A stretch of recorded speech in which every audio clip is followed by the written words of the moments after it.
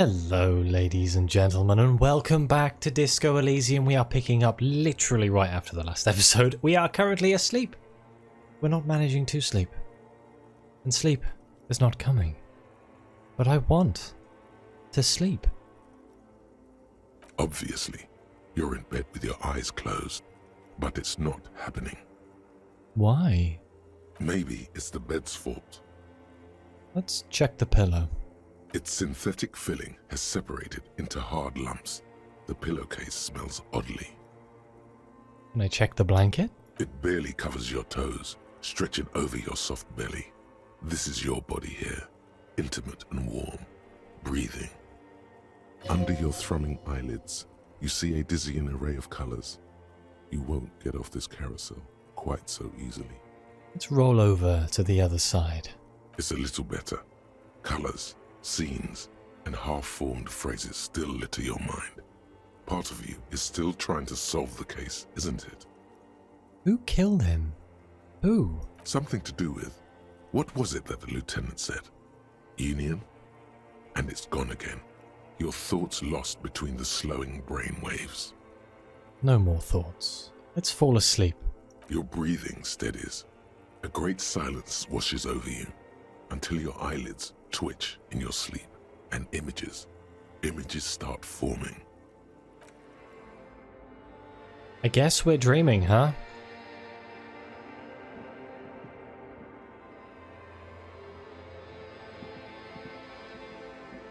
What a horrendous thing to dream about. I'm guessing this is going to be the murder scene, yes?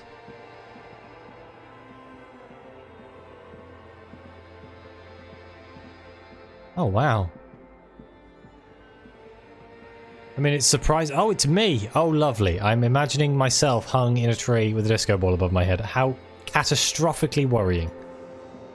Do you remember the scent of your childhood? What is this? What it says on the can, Harry. Answer the question. I'm starting to think my name might actually be Harry. I remember nothing. Do you remember your wife's hand on your face? Tell me what this is. I'm not answering before you tell me who you are. Well, I know it's me. You said who? Do you remember the warmth of her thighs, between her legs and in her mouth? I was left? That's right, funky baby. And you just stood there. One hand on the bottle and the other on your dick. Watching her go. Let it all be dragged away from you. Tell me, where are your friends? Human beings have friends, Harry boy. Where the hell are yours? I can get it all back. No, it's gone. 3 times gone and never coming back. You failed. You failed me. You failed Elysium. What is Elysium? Everything. The Pale and the Islas. On the surface. The outer magnetosphere.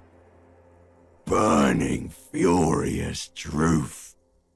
8,000 years of written history. You really dropped the ball, Harry. 4.6 billion people. And you failed every single one of them. You really fucked up. I've talked to you before. No, Harry. You were just talking to yourself. That's all you ever do. Even in your dreams. And the act is wearing thin. The spots of the disco ball fade around you. You'll be back in those cold snakeskins in no time, sweating up the bed. Stinky boy. Wow. I can come back from this. You're not coming back from shit, thrashing around in that high conductivity state of yours, bumping into things and acting like a clown. Who are you kidding? I'm trying to solve this case. You're trying to what? I can't hear you. This is just a word dream now. Jumbled up garbage. The pictures are gone. The bed rises to meet you. A thin, sleep-like state. More glass than velvet, grinding in your head. So something is wrong. Sleep shouldn't be this bad, this dry, this unnourishing. There's something wrong with your thoughts. Some kind of new type of hangover. God, there's another type? Oh yes, party boy, and it's worse than the one before. Just think of the shit you saw. Here it comes too. So soon already. A silent alarm goes off in your head like clockwork, barely let you sleep at all.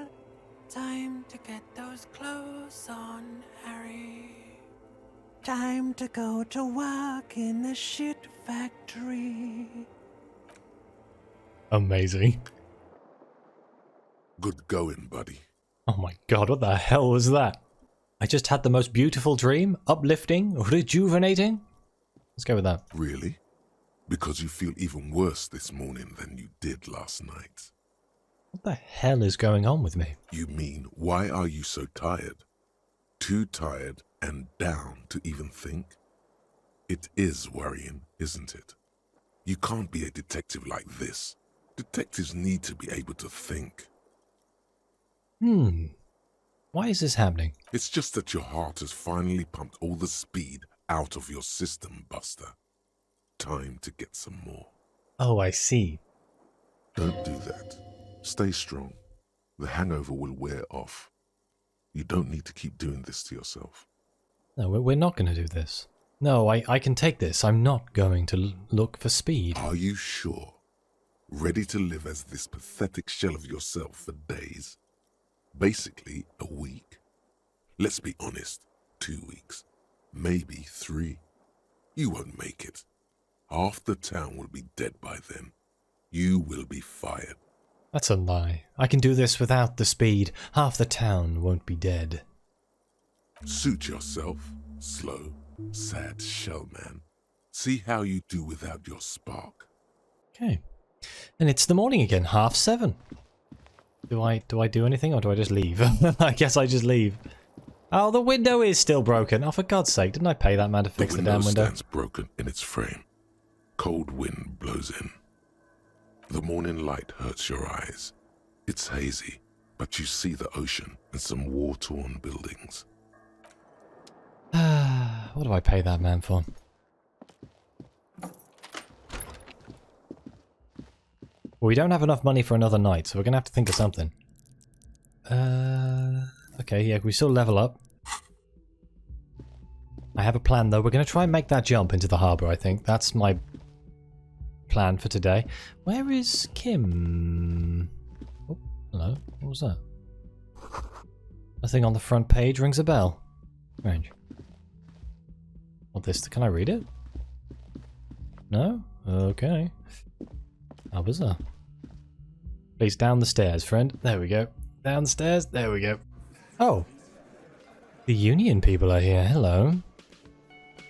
And there's Kim, and he wants to talk.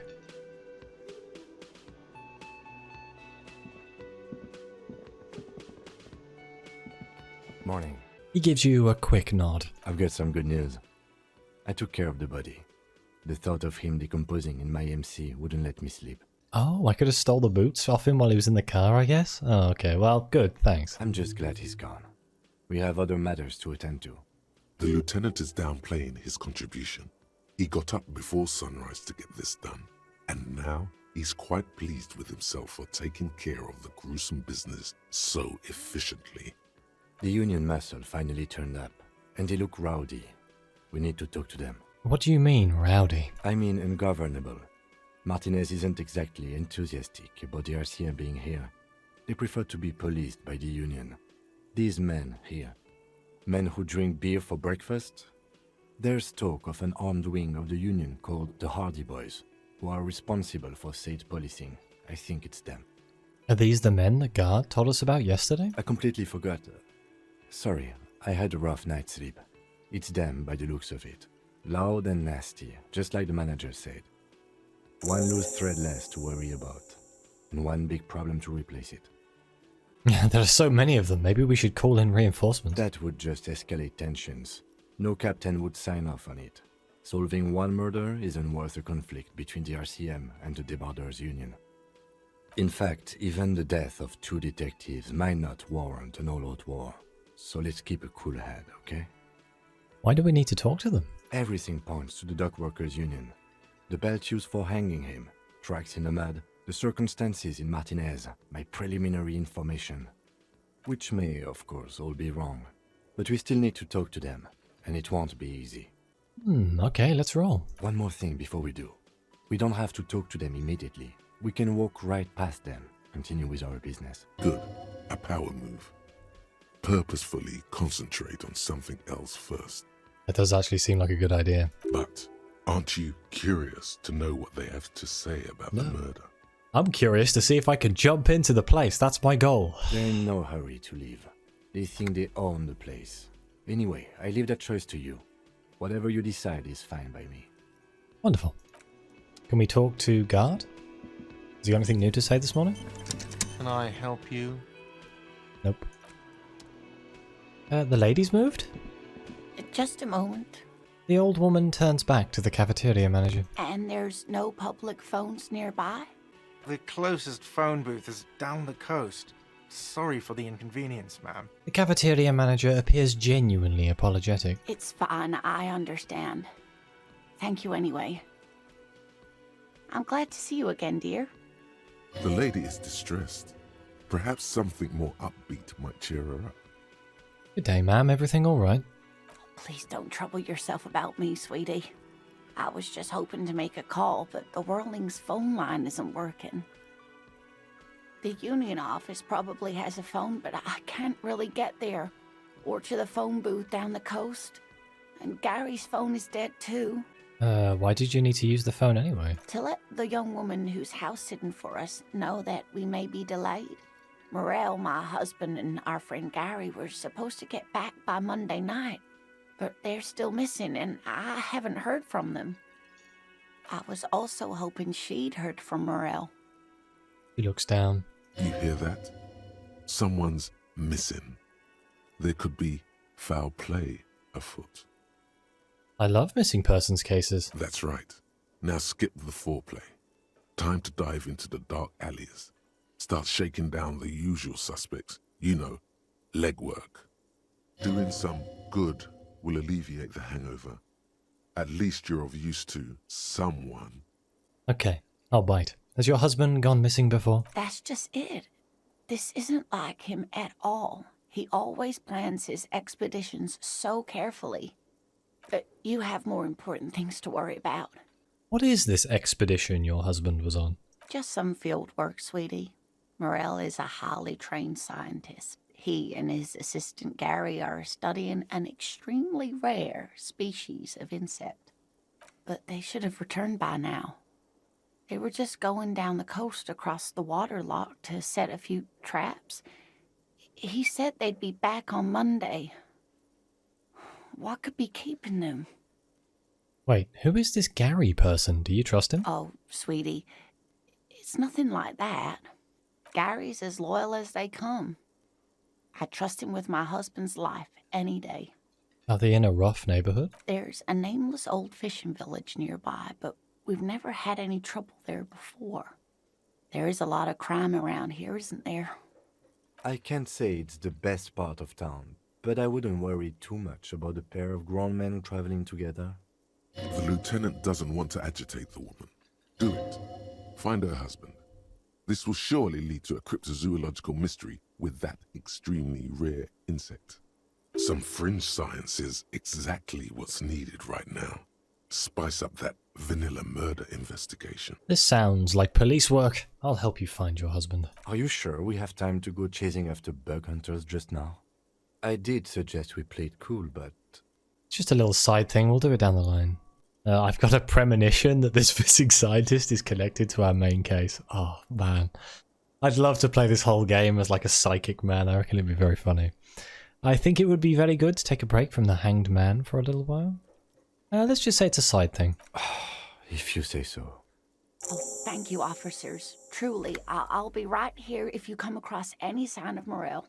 So, your husband is some kind of scientist? Oh, yes. A zoologist. A cryptozoologist, to be more precise. What is cryptozoology? It's a pseudoscience that attempts to legitimize research into mythological beasts and urban legends. The lieutenant sounds unimpressed. That's one opinion, yes. And people are entitled to their opinions. My apologies, ma'am. I did not mean to undermine your hobby. It's not a hobby, dear.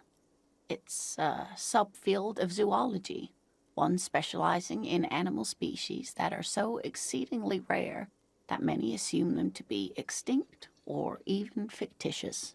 Searching for such species called cryptids is difficult and often thankless, and frankly, many scientists are too lazy to do it. Universities these days are rarely interested in supporting real research. She's completely internalized her husband's struggles. They are her own.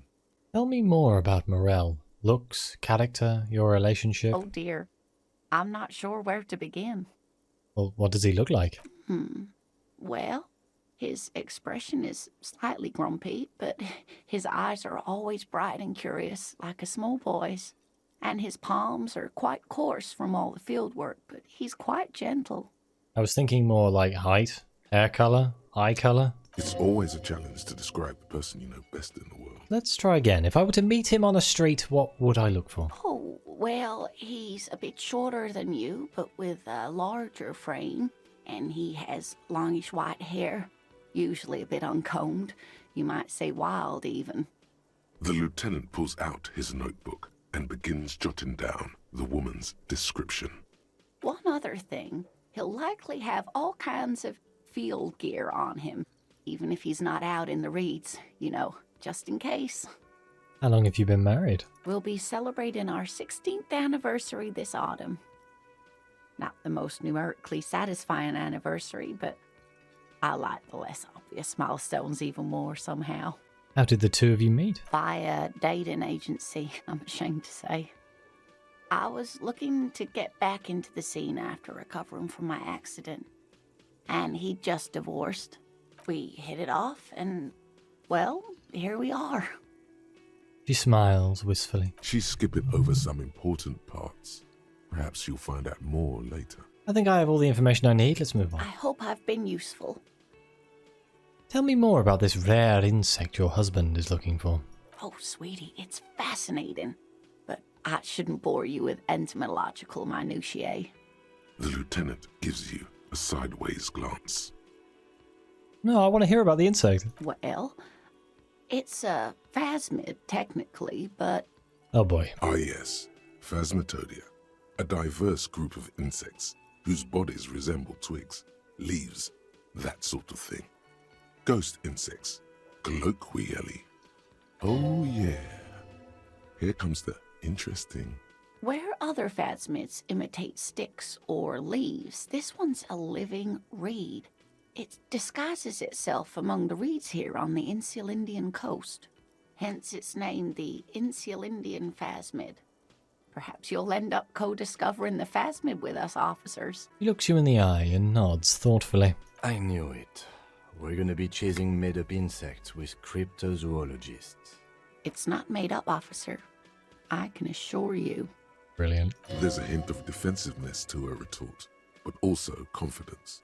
She seems to sit up a little straighter in her chair. It's simply elusive, so much so that most establishment zoologists doubt it exists at all. So what makes you think the phasmid is around here? Well, some teenagers making out in the reeds saw one. They didn't know what it was, of course, but there was a brief article in a local newspaper about their encounter with a ghost insect that looks like the reeds. Gary sent us the clipping. So a newspaper clipping is all the evidence you have? Of course, most phasmid sightings turn out to be false alarms, but their description matched the Insulindian phasmid perfectly, and they didn't even know what they were looking at. So is it dangerous? Not at all. Why else would it hide itself so carefully? Is it valuable? Oh, I doubt it. No one gets into cryptozoology for the money, sweetie. Does it have cool powers? Yes, it can blend in almost perfectly among the reeds.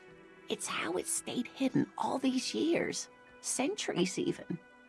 So what's so special about this stick bug? Oh dear, I'm afraid I'm not explaining this very well. It is very special. The woman's face flushes with embarrassment. Morel can explain it all much better. I wish you could hear him describe it. Then you'd understand, I'm sure. Let's not do that one. Suggestion? Maybe you could convince her to tell you about some cool cryptids. Should we try it? Sometimes the most charming thing you can do is be reasonable in your requests. Could you tell me about one? Just one more interesting cryptid? The Insulindian phasmid was I great. suppose you could use a break and I could use a distraction. One cryptid, like you said. One. This can't turn into some kind of cryptid extravaganza. We have things to do. Okay, Kim, just one little cryptid. He Promise. nods and assumes a waiting posture. Ooh, tough choice there. Okay, what's the biggest? The tiniest? The most dangerous? Are there any invisible cryptids? Let's go with what's the most dangerous. The gnome of Jeroma. Honestly, I couldn't have expected a better answer than that. It doesn't sound that bad. Oh, it is. None of its victims survived. Grieving relatives never even found their bodies because the gnome's venom dissolved organic tissue. So, what did this cryptid look like? It was reportedly a small creature with webbed fingers and a protruding forehead and a gangly little thing. Quite scary to look at. A couple of campers found it when it was already dying. They heard an odd wailing in the woods and followed the sound. They were scared and wrapped it in tarpaulin to suffocate it. Oh, Jesus, well, that's one way to do it. It still took the gnome of Jeroma an entire day to die.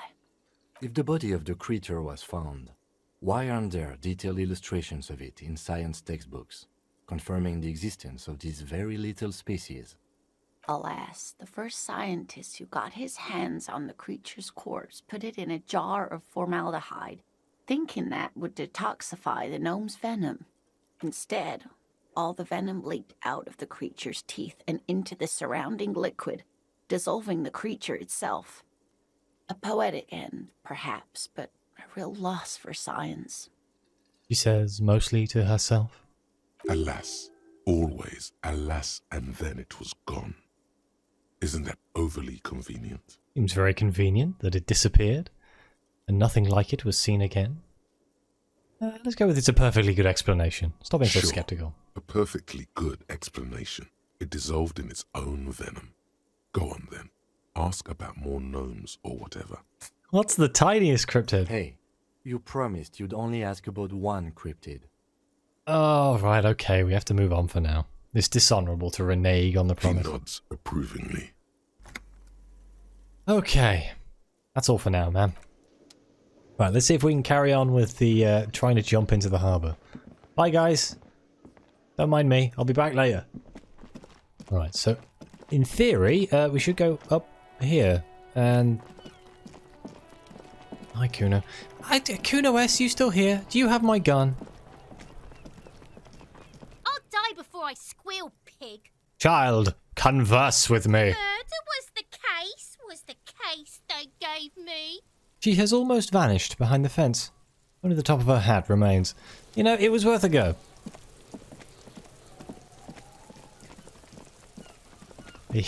Maybe I should save before I do this jump. Right, up onto the roof. Oh boy. Okay. We're gonna try. Actually, I'm gonna save just in case it all goes horribly wrong. Okay, let's just head up here.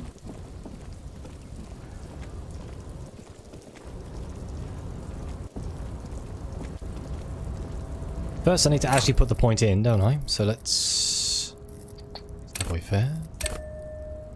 Should I do it twice? I'll do it twice. That's probably a mistake here, but This is the only thing I can think of to get into this place.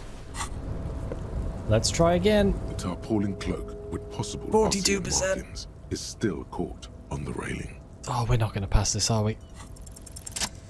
Oh! Leap! As you Fly! leap in the air, a chilly breeze engulfs you, sharpening your senses. We can close our eyes, let your senses take in the world around you, or we can continue the voyage through the salty air. Let's continue the voyage. As the concrete floor welcomes you, you realize it's been a while since you felt so alive, alert, capable. Must be the adrenaline. Hell yeah. My climbing might not have been as disco as your jump, but can we still get an ace's high? Hell yeah. With your feet firmly planted on the concrete, the noise of the harbor rushes back in. Let's go. And I get my coat. Please have my police badge in it.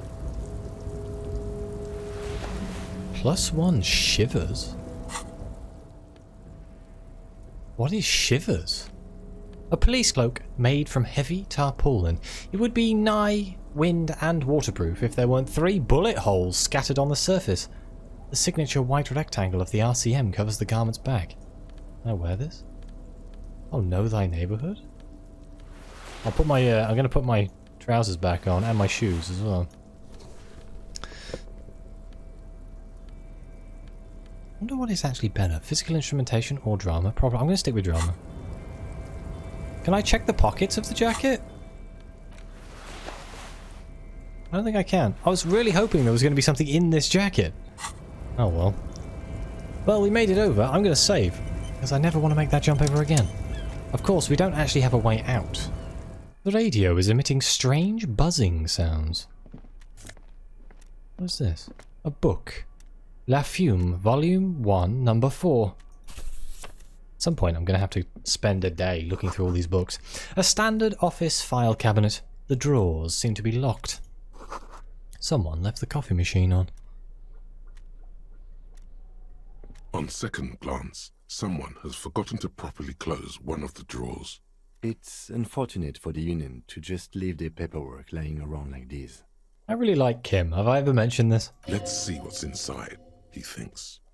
The drawer opens smoothly. Inside is a well-organized selection of brown folders. Let's browse through the folders. Hundreds of documents containing logistical data. 2 kinds of transactions stand out. Materials coming into Revachol from the outside world, from Muindi, Grad, and even Ilmara. And the same materials being handed over to companies inside Revachol. Kuron, Coal City, La Delta, and Jamrock are listed among the many districts where the imports are being sold. Anything interesting? It's hard to make sense of this thicket of company names, dates, quantities, and percentages. You try to focus, but the lines are getting blurry. You have an 83% chance. Force yourself to go through the folders. Cross those fingers. Whatever's hidden here is hidden well. Concentration isn't enough. Only a trained accountant with a background in logistics would be able to really make sense of it.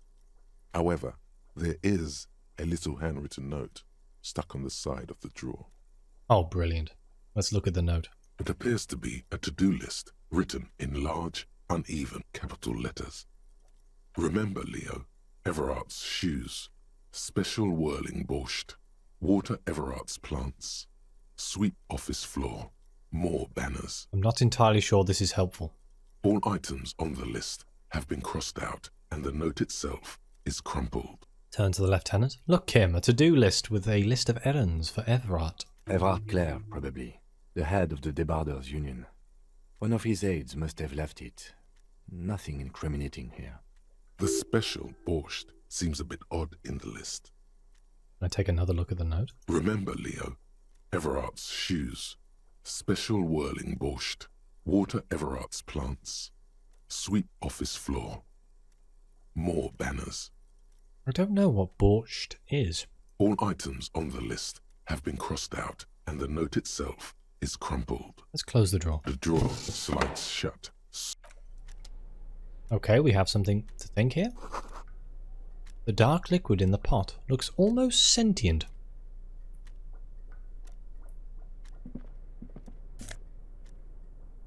Oh, it's another postcard. Le Jardin.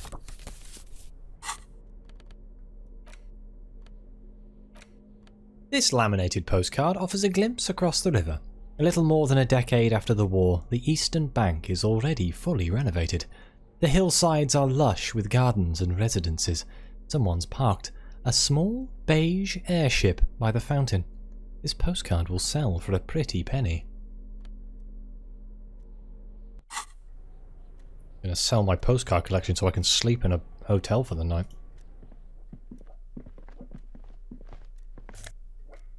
Oh, more magnesium. Not that I've actually ever needed any of this magnesium. Oh! Neat office shades. They give me visual calculus. They take away my drama. Damn.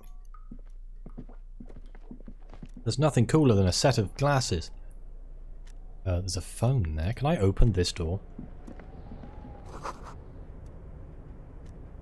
The door is locked and cannot be opened from this side without a pass card. Guess you have no choice but to talk to the union leader.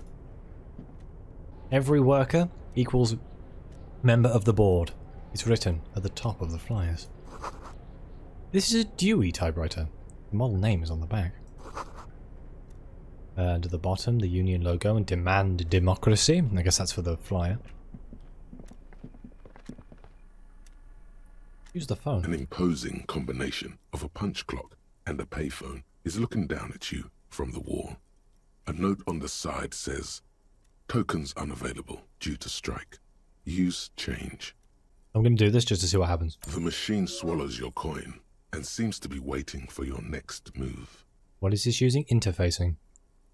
I don't think I have anything that will change my interfacing other than the gloves that I'm already wearing, so let's find out. It's unclear whether you actually have muscle memory. Right now, your finger is just drawing vaguely occult patterns in the air. Useful patterns? Undoubtedly, no. I might try this again later. Sure, why not? Muscle memory is a tricky thing. Okay, worth a go. But we have to go further into this place, which is mildly annoying. Let's have a quick look around, shall we?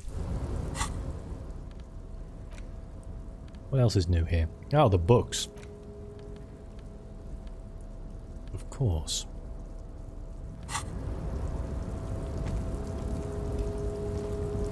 Is in here.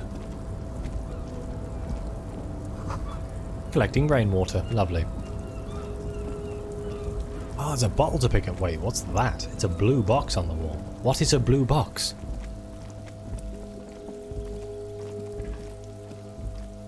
Whatever it is, I can't get down there. At least 3 packs worth of cigarette butts. Numerous empty bottles of Commodore Red and potent Pisler. Numerous empty wine bottles glisten in the rain. Someone partied really hard here. Did I do this? Well, yes, I think we can say with relative confidence that it was you. Must have been on an advanced scouting mission in the harbour. Yes, this looks pretty advanced, alright. For now, let's just move on. Look, I was trying my best. This is the night watchman's booth. The name on the door reads, René Arnaud. You need to rest. Your body is aching. Getting in here has taken something out of you. Have a seat. Have a seat? Rest? Going to take a quick look inside. If you must. But please hurry. We are pretty easy to spot up here. Nothing incriminating catches your eye. The cabinets are clean and their sparse contents meticulously organized. There's a framed photograph on the table. I'm going to take the picture, it's mine. It's a black and white photo of a young couple out in a street fair. The man is young, dark-skinned, and dressed in a Royal Carabinieri uniform. The girl is smiling playfully at the camera. The young man looks happy as well. He's about to smile. Right after this moment, frozen in time. You're sure of that. Why did you take that? I'm making an artistic photo collage, Kim. Something about this man piques my interest. I think it can be a side thing. Fine. But let's move. I don't want to be seen snooping around here. Okay, let's leave. Should I rest? Let's rest. The chair is not as austere as the rest of the booth. A thin grey pillow is attached to the seat, secured to the stiles by black ribbons. We breathe deep. Stale air floods through your nostrils. Not a single mote of dust floats inside your lungs, though. The inside of the booth is immaculate. Search for a little something something. I'm hoping this is food and not like drugs. The drawers are empty, save for old timesheets and receipts. One small box, however, does hold some cheap painkillers. They are slightly out of date. Let's read the side effects. Oh boy, where to start? Elevated risk of dementia, mini strokes, Prophet's disease, sudden death, hair death, erectile malfunction, critical flatulence, watery blood, black mucus, uncontrollable weeping, increased sensitivity to La Opera, inoperable joint disorder, total spinal collapse. Maybe this was a bad idea. Yeah, let's get up. I probably should have took the Stand and painkillers. exit the booth. Oh well. Down the stairs we get. Can I actually go down the stairs here? I can't actually go down the stairs here. Okay. I guess I have to go over here? Yeah. Oh, hello. All around you, great machines in quiescence.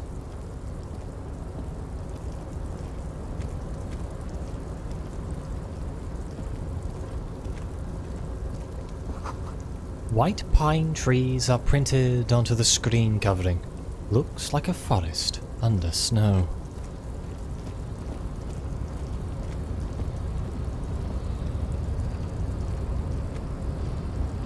Okay, what's that? Can I get up there? There's also a panel there that I probably shouldn't press, but a small part of me wants to press it anyway.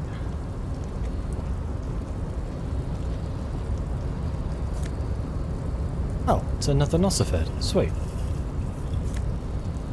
Money, let's go. We've got 10 real. We're almost rich. Let's see what this does. A rusting control panel with several knobs. 2 buttons marked Marsh and Arrête are faded with use. It seems to control the large crane above. A container is attached to its hook block. Marsh. On. Arrête. Off. I'm gonna press off, on, off, on. Oh god. Would on drop it or would off drop it? I'm gonna say off. The crane stands tall, proud, erect, and still. On. With a loud grind, the crane shifts overhead, moving a massive metal container through the air. Okay.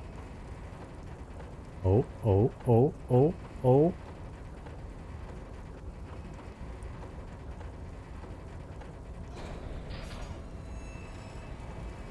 Oh dear. Oh. Oh, this is fine. This is fine. Absolutely nothing to worry about. And, with a surprisingly quiet thunk, the crane places the container down. This crane was built with a purpose, which has now been fulfilled. To move this container. What's inside the container? Who can say? All you know is, it's special. I do like special. I can't see how that was worth the records, except for seeing the crane in action, which I admit was satisfying. There you go, that's what we need, Kim. Curiosity and all that. Let's go see if we can open it. I'm gonna quick save. I'm paranoid. Before you stands a cargo container. Just one of many in the yard. Lieutenant, I think there's something special about this container. You do? Because I don't. What, why not? There are a million containers here. Why are you fixating on this one? It was hanging from the crane? You just picked one out because you wanted to interact with a cargo container. We are not here to interact with containers. We are here to interview the union boss. I'm just gonna open the door. You attempt to turn the handle, to no avail. The doors seem to be mechanically locked. Damn. To your left, the lieutenant considers your actions with some puzzlement. I'm gonna knock on the door. No reply. I could You can persuade the door to open. Oh. Oh, do I have anything that would improve my rhetoric? I don't think I do, but oh my god, I have to. Why are you even trying to open a door with rhetoric? Because getting physical wasn't an option. Because what wasn't an option? Never mind. Are you satisfied, detective? Yes, there's nothing more to do here. Can I climb up this ladder? I kind of felt like this was some sort of bridge, but... I don't think it is. Let's keep walking, shall we?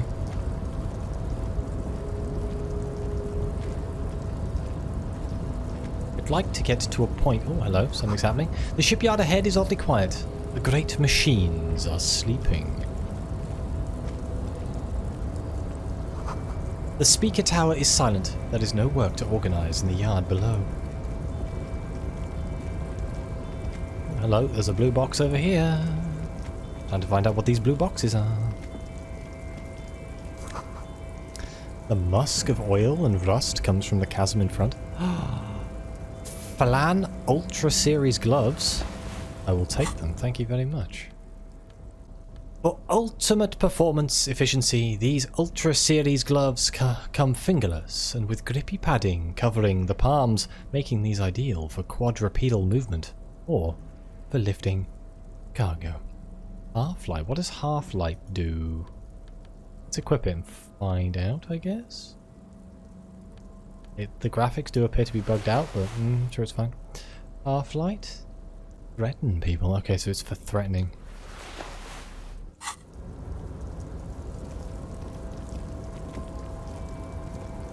What's over here? Industrial sized thermos. Smells like burnt coffee. A little bit of money. More money. There's a man over there. But before we speak to this man, I think this is a perfect place for me to end this episode. So thank you very much for watching. Please like, subscribe, let me know what you think. Your comments are greatly appreciated. And as always, I'll see you next time.